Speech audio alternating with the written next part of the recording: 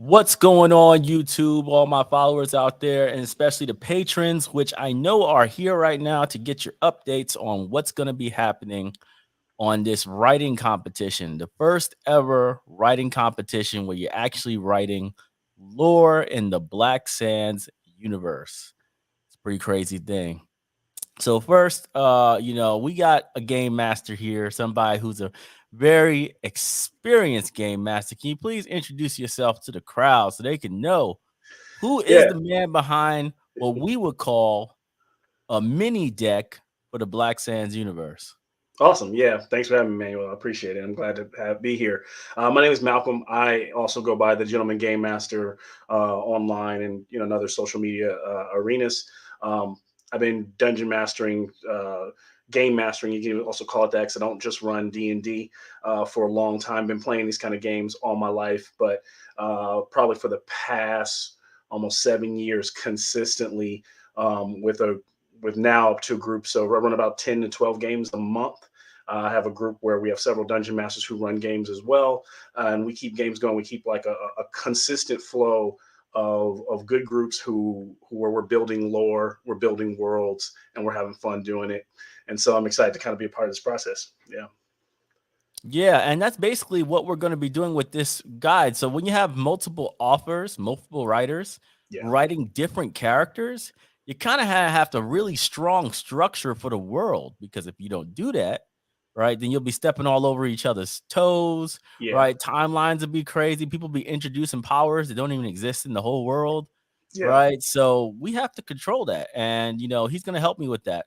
yeah. So as far as let's say world building is concerned, what are the fundamental things you feel people who are going to be adding content to the world would need just to be able to even like function properly? Yeah.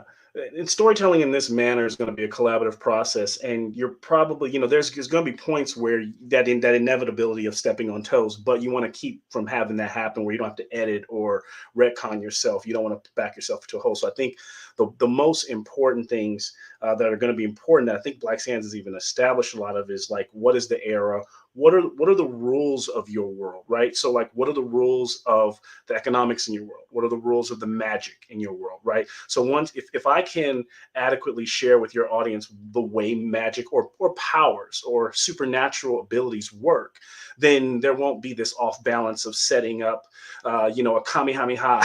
A spirit bomb from Dragon Ball Z is very different from any move that you would do in the jitsus from Naruto, right? And you start to have power clashes, and we have arguments all day about who's stronger, but we want to set a world so that we're not having those kind of imbalances. So those kind of things, speaking to the cultures of the worlds, the basic cultures, where you can allow people to add to that culture, but you don't want them to you don't want somebody to bring in some kind of cyberpunk, Like you say, future time traveling stuff going on. yeah, like what's it called?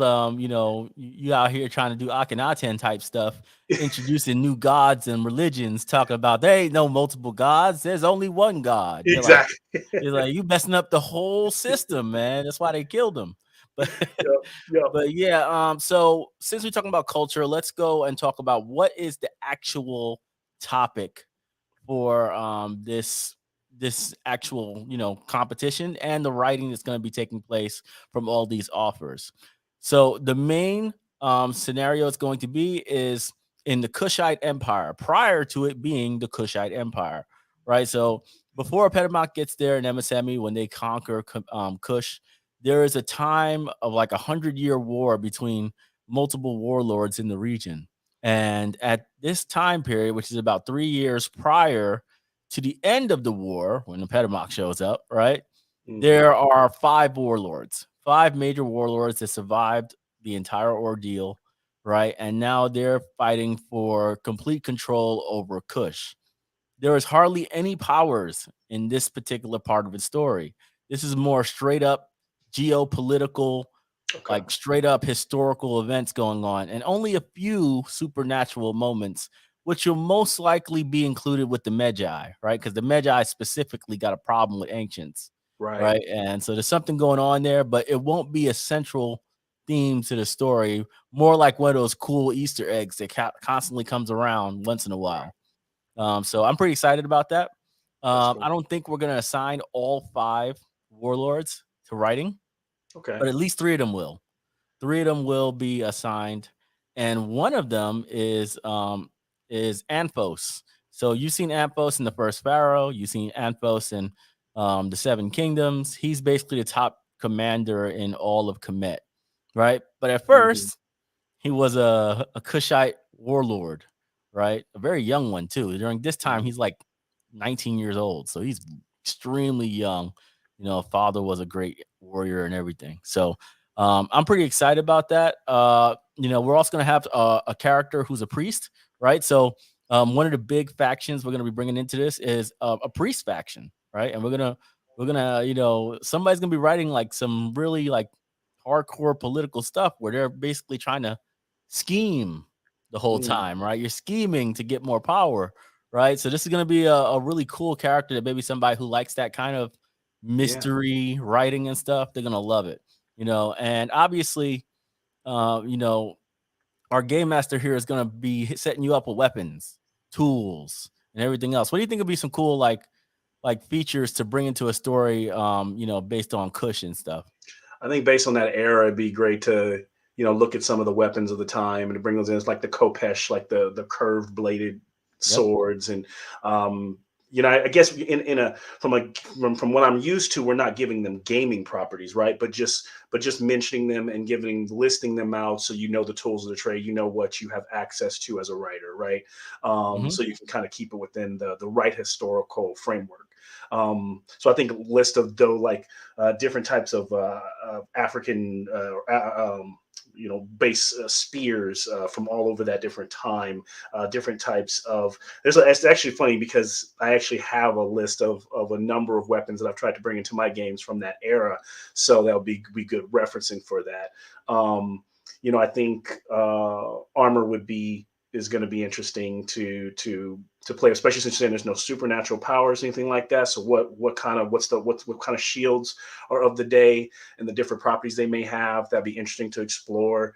Yeah, it's going to be interesting. I was asked you this, or so it sounds like there's a major timeline between all 5 warlords leading up to this into where the Kushite Empire is established.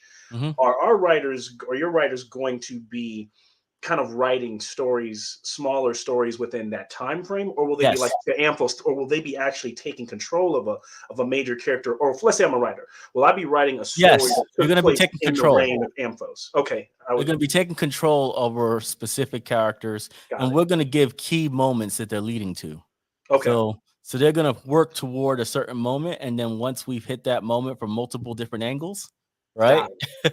Okay, Then we go on to the next moment based on what we've read so far from these writers. So we're that makes going sense. we're gonna make like the next couple of key moments, right? And then reassign those and send them off. So this is Okay. actually gonna be one of those really fast turnaround type things where you make your first draft, you make it quick so it could be approved. And then Hmm. if we think that it's first of all unique, but also like not stepping on anybody else's toes, right? We can approve it, and then we could also send everybody else drafts as well, so that at least they know that these things are going to happen. They're key. Either avoid them or complement them, right? Got it. Yeah. It- You're kind of like taking these stories and go, this one works, this one works, this one works. Okay, this is canon now. This it's is where almost like building a role playing game from mhm. a much higher Yeah, level, yeah. right? So it's not micro, but it's You're definitely macro. you're building your past lore through the contributions of the people most close to the work. So that's pretty cool. Yeah. And I kind of feel like it's like a Game of Thrones build to it because Game of Thrones specifically, like they had books were like completely different perspectives, right? It's like Right. one character did like the Hmm. entire story arc, and then the next book had nothing to do with that character. They were in it, but they were Yeah. like a sub character in it. They weren't the main character anymore, you Yeah. know. So I feel Mhm. like that's basically how it is. It's like you might even see the same events, but from two different perspectives. Yeah. You know? It's It's the like, the the gospels in the Bible, right? You kind of play that angle off of like different people kind of wrote it or saw it completely different. I like that. yep. So some of the people here are talking about like let's see you must bring in the tribes where the females ride the males. I don't know anything about that, but I don't think that's going to be a part of our lore. With that being said, there will be some dope archery. So there's going to be one warlord who taught the ancient way of melee archery, That's right? pretty cool. So archery from like freaking 5 feet. Yeah, So John Wick it's archery. it's a crazy combat style that's super elite, right, Uh-huh. and super rare. But one of the warlords will have that niche in their Okay, military, I was reading and that. we're also going to have it where anybody who's wielding a kopesh, right? Anybody who's wielding a kopesh is a seasoned veteran. So Mm, regular grunts, regular soldiers, and peasants are not going to be having no kopeshes. Is yeah, that's for the elites, right. right? If you got a sword, they automatically go assume you a bad dude. They say, wait a minute now, dude got a sword, man. I Right? like it. Especially in this time period, because this is like the golden age, or like the time before like dynastic eras. Yeah. So this is like the time where everything gets lost at one point in time in the future, and then society rebuilds itself. So it will be very rare for everybody to be walking around with With a sword, swords yeah. and stuff Those like forging that. properties, all the An cultures wouldn't elite, have yeah, them. it's an elite thing. So that's gonna be cool. Mostly it's gonna be spears. People gonna be using spears and shields. Uh and poor Okay. people are gonna be using slings, because why Slings, not, okay. right? Yeah, that's how I read that. I thought that was cool. So let's see what else. What else we need to talk about? Hey, what are some cool things you would like to see from the writers in general? What do you think would be a good ways for them to like collaborate? Or when you've seen games get created by multiple people, right? Yeah, What are some of the techniques that they've used to basically make a final lore of the whatever game they were yeah. gonna make? The thing about this, it really depends on our approach, because if they're submitting it, one thing I could see be difficult is how do writers collaborate. The only way it might be is if there's like maybe if there is some way to gradually rise up the ranks in this competition. There might be a point where if your work is chosen a number of times, maybe you're submitted into a Discord chat or something like that, where writers are able to like throw ideas off each other, because a lot of the collaborative nature of tabletop role playing games comes from the well, in this case we're saying the writers, not the players, but the players interacting with each other, right, and saying, here's what I'm doing with my character, what are you doing with yours, right? Yeah. But so I think something like that might really help to Okay. have a space where they can kind of bounce ideas off of each other. That's true. Yeah. So people who do get selected will eventually go into their own group. Um, One thing I so- recommend I could do when we were talking about putting this together, I use a couple different world building apps, and one of them I could build this in something like Legend Keeper, where we could keep the map in the world, the write ups on the world, and then as writers submit, we Mhm. can have that rule document, right? And as they get in, you could even also just bring them into that world building. Like they can basically, I can send them an email, and they can be added to to your world build, to your world, right? Yeah. And once they're added there, they can then now bounce ideas off of each other. Full lore can be established, and then you have this one place to go to see where the world is literally being built out before your eyes. That would be pretty cool. I used World Anvil in the past. And World So Anvil is one of those yeah, I've ones. used World Anvil in the past. I'm sure Lore Keeper is just the same, right? Same It's kind of. just as good. Yeah, yeah. I actually like it. It's simplified. So World Anvil might be more if we're going to go full on tabletop.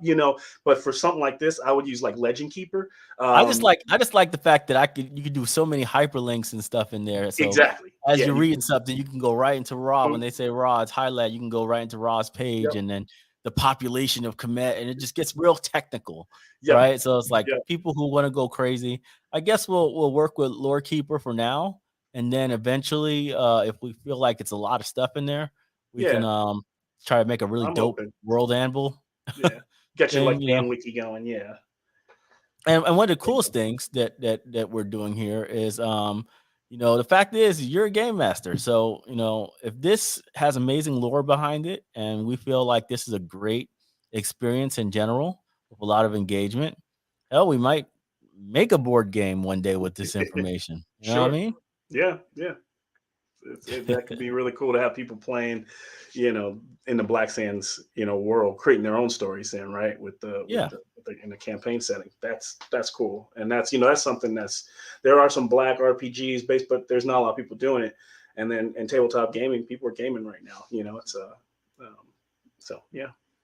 All right, so now we're going to ask some questions from the audience. So if you have any questions about this, feel free to. I'm going to go and look at some of these other comments that were made earlier, just to see if we can answer them as well. But basically, anybody who has any questions at all about the competition, about what the content's going to be used, just let you know, in general, we're going to be paying roughly $500 per submission to the winners. So every time someone does a short story, it's going to be about 30 pages long, right? Which is about 10,000 words, something like that, right? About 10,000 words. So it's going to be 30 pages long, and it's going to be $500 up front, and then after, if we like what you're doing, we think you did a really good job, we might upgrade you to a traditional publishing deal with a novel opportunity and royalties and all that other nonsense, right? But you got to be like a popular creator. So Yeah. popularity will decide by reads, who gets the most reads, right? It's Yeah. just the way it is. But that's pretty cool, right? Because I do want to open up novels to the Black Sands universe. There's so Right. many time periods in there, right? I would love people to start writing about Gilgamesh and everything else, right? And Mhm. we just don't have time in the main series. In the main series, we're moving forward Right. nonstop, right? So Right. we don't have time to actually flesh things out on the sides, but this could be a great opportunity for people. Um, I see Emmanuel Moore says, been following your journey for a while. Big respect. I love to contribute as a writer. Questioned, how do you see the development of women characters? There an opportunity to show equity and power, drive, and leadership between the men and the women. Just read Black Sands. A lot of people have been following me for a long time, but haven't read the comics. So just read Black Sands. You'll get the vibe real quick on how we treat women.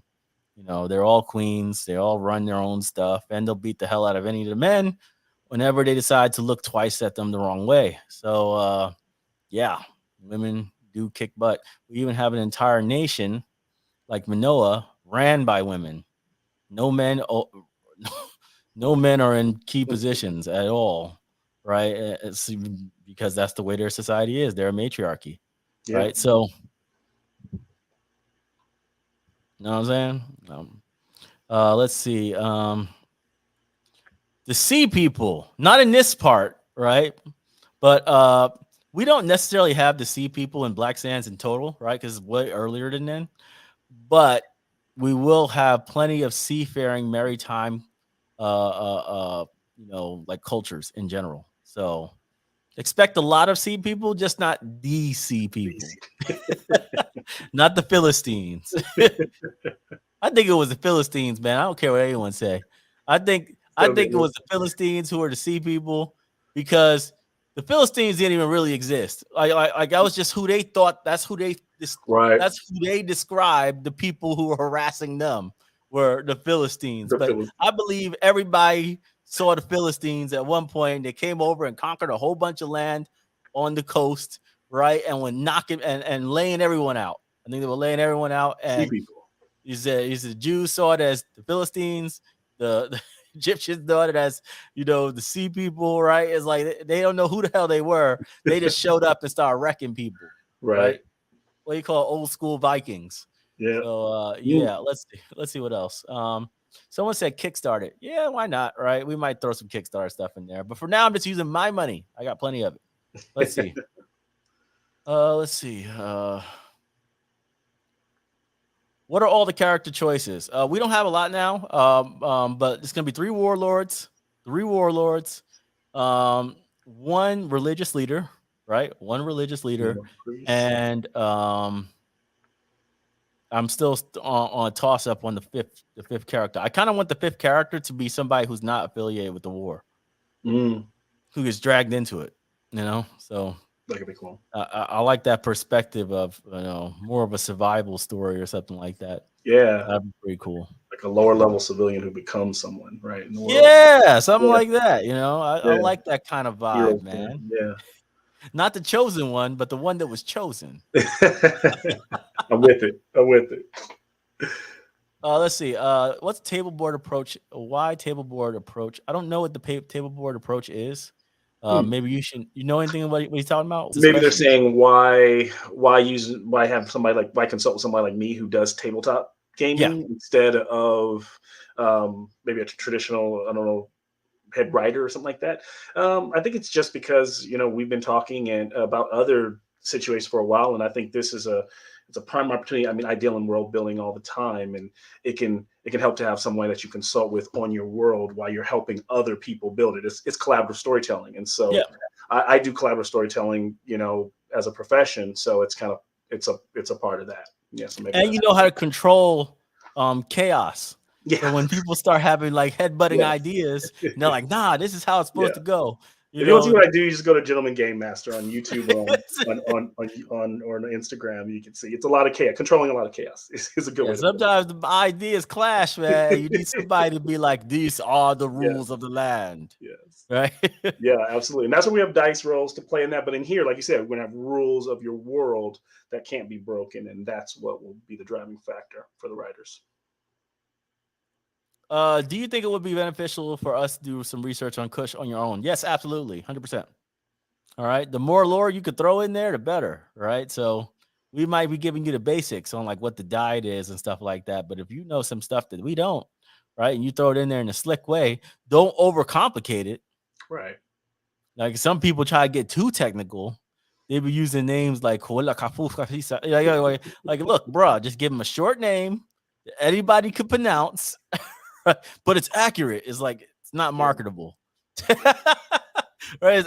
It's accurate, but Exactly. it's not marketable. That's why I also use It's like the Pharaoh. 300 approach to history, right? Like Yeah, yeah, yeah. It's it's the like story that was told, not as it occurred, right? It's the story that lived through history, not which has a little bit more flair to it. yeah, for sure. Let's see. Someone asked any potential for Shockazulu or Queen Nzinga stories to be told in the future. Yeah, all the time. If somebody had already made it, right, and it was a viable, package, I probably would have funded it by now, Mm. right? I just don't get pitched great products, right? I'm not going to do a mediocre story on it or a mediocre comic on those topics. It got to be a banger, right? And then I'll pay for it. But hasn't hit my desk yet. But if it did, I would because we got Madagascar, Lions Game, Carthage, Granada's Shadow. So it's not like it'll be the first time we went to an African leader or kingdom outside of Egypt. Mm.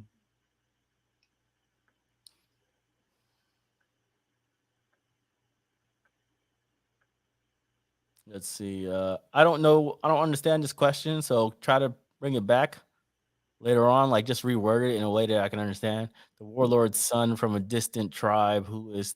I don't understand what that. I uh I don't know about the distant air thing. Distant tribe. I don't know what that is. Maybe So. that was speaking to that question about that fifth character, maybe. Oh, maybe. That Yeah. might be his connection there. Maybe I don't know. that's like an origin story or something like Yeah, that. yeah, yeah. You know what? That should be a good thing. We should have like for that specific character, give us a good origin story. All right. Let's work on an origin Hmm. story. What is the past of this character and let them just go wild on it. See who gives the most interesting like backstory. Yeah. Right. And then they can run with that story, Hmm. Maybe he's some warlords like what's it called? Illegitimate son, right? Yes. Or Yep. Yep. illegitimate daughter or something like that, Bastard right? child.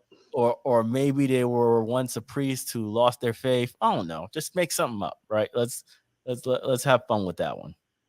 Uh oh, somebody said tabletop gaming is big. It is. Especially in the age of Kickstarter, it's like its own freaking like ecosystem. Like I don't know of a single tabletop game that has ever failed on Kickstarter. They seem to be doing really well on all the Kickstarter games. Right? It's like if you have any kind of like concept that Yeah. is even slightly like might work, Hmm. it's guaranteed to hit on Kickstarter. Tabletop is God mode over there, you know. Let's see. When will submissions open? Give us some time. I would say no later than a month from now. So give us some time, but we're gonna flesh it out, and we're not gonna go super hardcore deep into the lore of it because at the end of the day, we gotta weed out who's not good, right? So we're gonna it's gonna be it's not gonna you're not gonna need so much information to do your pitch, right? Your pitch is gonna be much shorter than an actual submission. Once we pick the winners. So at most, this competition is going to go maybe 5 pages long. It's going to be the longest document, and that's going to be in like round two. Round one is going to be like very short, summary beats. How you going to write your beats to this first scenario that's going to happen, and maybe 1 page of like of some kind of like great moment or something, but really detailed. And that's about it, right? Because we're gonna have to read like 300 of these things. I ain't trying to read 5,000 pages, right, for submissions. Let's see. Are you still opening to competition to original works? That was never a part of it. That wasn't a part of the competition. I mean, there's no competition for that, right? You just submit original works, right? That's Yeah. not part of competitions for Black Sands lore specific stuff. But definitely not originals. Originals are originals. You just submit them through a proper procedure, right? I don't like looking at manuscripts, right? So I prefer looking at first chapters, people who actually finish their books, especially if it's comics. We don't have a system in place yet for novels, so not much I could say about that, but I would review novels that were already written. So if they're already written and you just want to have them under our brand, we can look at that because nobody can say I'm stealing an idea. It's already out. It's already on the market, right? So nobody can go and pull some nonsense talking about you made something similar to my script. Be like, you mean the book you already put out? Because it's in the market. I can't copy them already in the market. Yeah, so that's how it works. Let's see. Let's see. Somebody's talking about Barca, Hannibal Barca. Yeah, that guy was cool. Does the fantasy have to be accurate to historical African lore? No, it's accurate to Black Sands. All right, so don't worry about historical African lore. Don't worry about historical Kushite lore. Don't worry about historical Egyptian lore. Black Sands lore is the only lore that matters. Right. So let's keep it there and you'll have success. You'll have success as long as you understand it. Don't try to recreate the wheel. All right. Just go and make sure that your story reflects the whole world that we're building. Okay. Is it still patron members only who can join the writing competition? Yes, that and investors. So people who already have my stock ledgers and stuff and they're on WeFunder, they're getting invites too. And there's like 5,000 of them. So it's not going to be a small competition once people start getting in there. It's going to be a lot of people competing, right? Make sure to tell your friends too if you want them to get compete as well. To join up on Patreon. It is a paywall on purpose. All right. I have no. I said I like giving people good reasons to join our community, and I've done a million different publishing deals through our freaking community, voice acting opportunities. So everybody knows it's legit. Like it's not like oh no, we've done it so many times before. So just join up. Let's see. Are you still in partnership with Kevin Hart? Yep, sure am. Sure am. This is actually Mark Cuban's idea. So this has nothing to do with Kevin Hart. This whole, expand the horizons, get more kind of product. That's a Mark Cuban thing. They were like, we need to just double down on content and, effectively delivering the content to people. So that's his idea. Uh, hey, quick question. This is just nice to know. How much does it cost to actually make a tabletop game if you're going to like go into it? If you were gonna make like a tabletop role playing game, like you would probably start with a rule book or like a player's manual. Yeah. I mean, to kickstart, I mean, a lot of it. The thing about role playing games is they can be fairly inexpensive. They can be really expensive. But what the thing is, it's similar to what you're doing with the comic book. You're going if you want it to look good, you want to something to fund something on Kickstarter, right? You need to have that following. You need to have to write a solid book. You're gonna have to need to put it together in some, even if it's a PDF at the beginning. You're going to need art because art drives the content.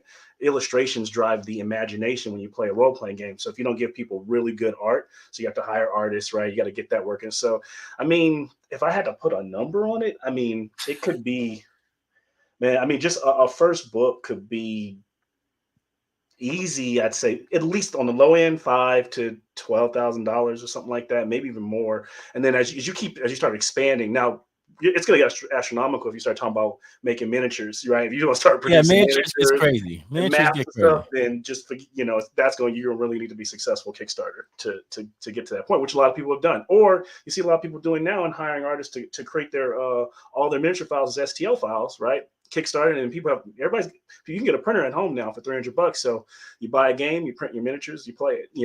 So there are ways around it, but a lot of times I have a buddy who just kickstarted a tabletop sci-fi football game called Stadium, and Stadium is doing pretty well, but it's still he blew out his numbers, but it's also that process of funding, getting shipments of these full games from China and stuff. That's where it gets expensive and stuff, but which I might not be the best person to answer all the logistics of that right here, right now.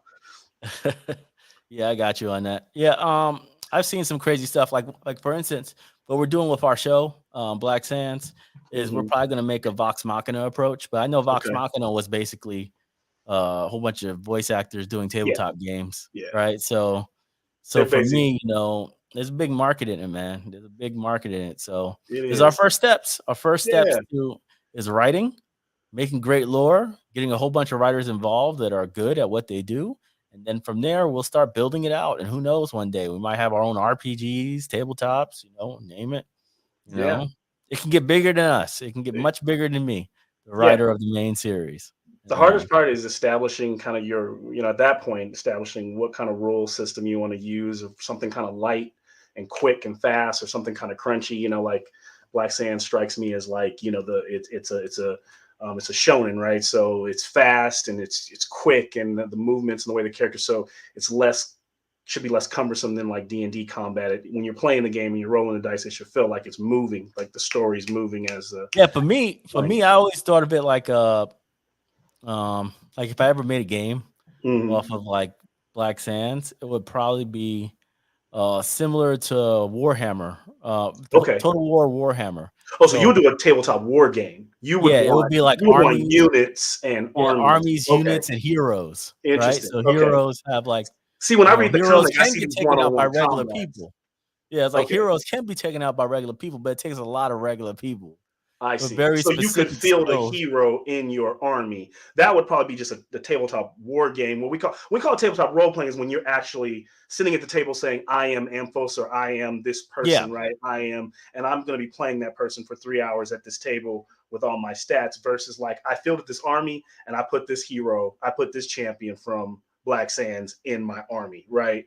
A little bit different, but both are really cool. I mean, and I mean the tabletop wargaming is big. You could like, 40K is still killing it. 40K ain't ever stopping, man. 40K never stop. 40K ain't stopping for nothing. It's crazy how 9th edition now. I love their business model, man. It's like they don't give a damn about who makes games for them.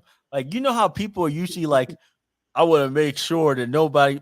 They don't care. They go and whoever cuts them a check, they're going to let them make a game. It don't matter what kind of game it is. Don't matter how stupid it is. They just like, yo, so long as you pay me my check.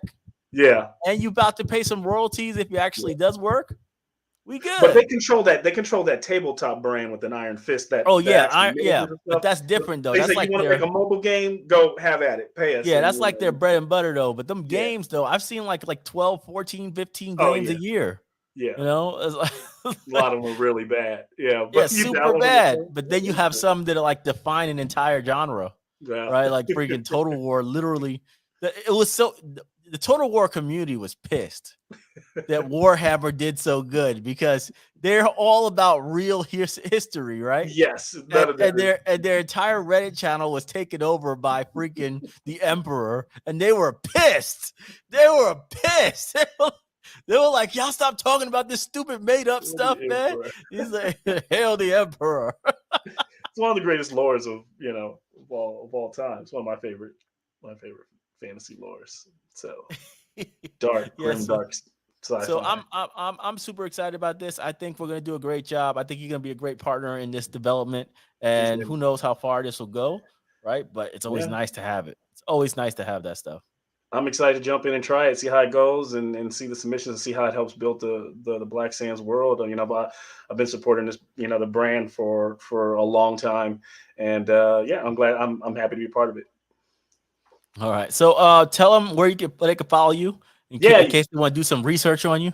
Yeah, you want to check me out here on YouTube. You can check out Gentleman Game Master. Most of those videos are literally just my homebred, all my players, all their stories, All their campaigns are loaded there. And then you just want to see how I approach the game. It's gentleman_gamemaster on Instagram, as well as on Facebook and places like that. I am a professional dungeon master, so I am for hire in terms of I run private games for people when they're just looking for someone to run a very immersive, well thought out game, or you're looking for something like that where because the thing about dungeon masters, we're kind of like we're the processing unit, and a lot of people are playing the game and they can't find a good dungeon master, right?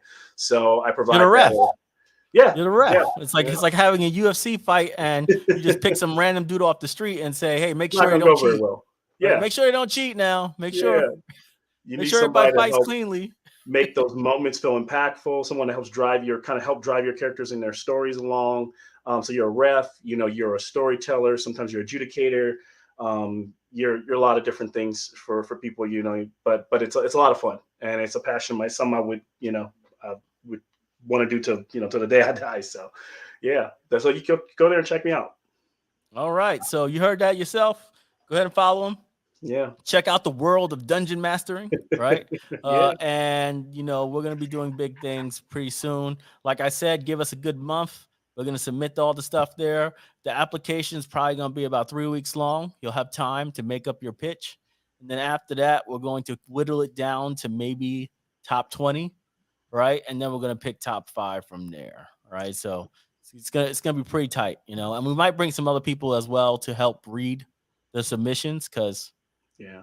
It's gonna be a lot of submissions. It's gonna be a lot of submissions, and I just want to make sure that we actually do pay attention to it. Yeah. Right. Make sure your grammar's right, please. Don't make it hard to read. Just That's important. make sure. Yeah, because I can't get over grammar too bad. So just make sure you're doing that, and that's what's up. Remember, join the Patreon at patreon.com/blacksands in order to participate. Join the Discord channel if you like to bump ideas off of other people's heads. There's a lot of writers there from my podcast, right? So they're always working on stories all the time. So get some inspiration. Read Save the Cat for the hell of it. Just read it. You need it. And that's what's up. I'll see you guys later. Peace.